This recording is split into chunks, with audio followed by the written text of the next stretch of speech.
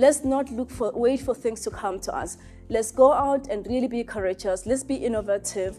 Let's understand that the degrees that we've earned, that our parents really worked hard for us to be able to get in the companies that we're working for, that we deserve to be there. Are we really coaching each other? We are always complaining that we are outnumbered. But what are we doing about it? How are we fast-tracking the multiplication? So I just want you to ask yourself that question. What coaching are you doing, or what coaching are you receiving? Did you ask for help? Because in my view, that's the way that we can move forward together. When there are problems, we are very quick, some of us, to say, no, we are emigrating. We throw the tantrum and, nothing works here. And I think as a country we need to reflect on this thing. How do we respond to this for the next generation? What is it that we are not getting right? Issues of corruption, yes, let's deal with them. But we cannot, therefore, give up on ourselves. So we need the long-term view, we need the planning, but we should not wait for a leader to bring everybody together.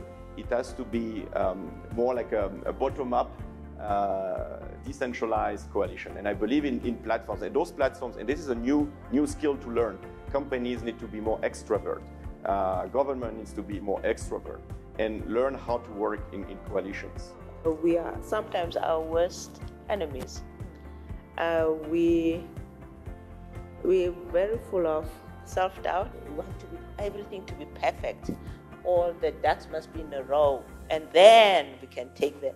So we need to learn.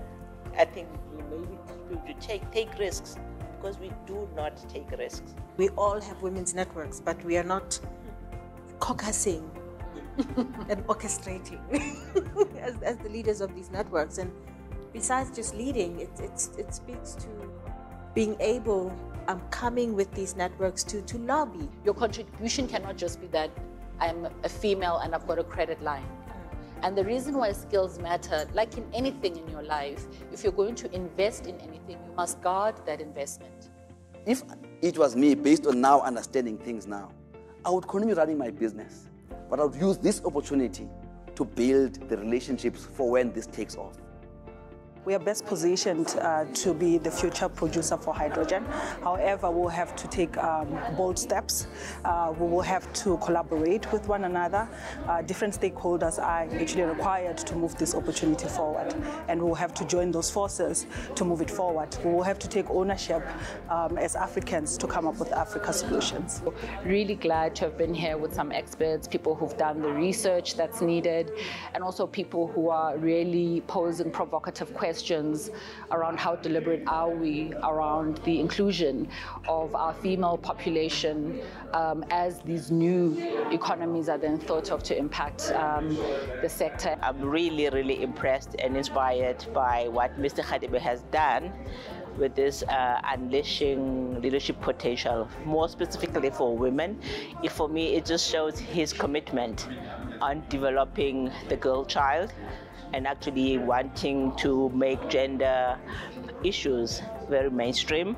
We need to be very intentional to effect systemic change in order to ensure that the hydrogen economy is in the hands of women.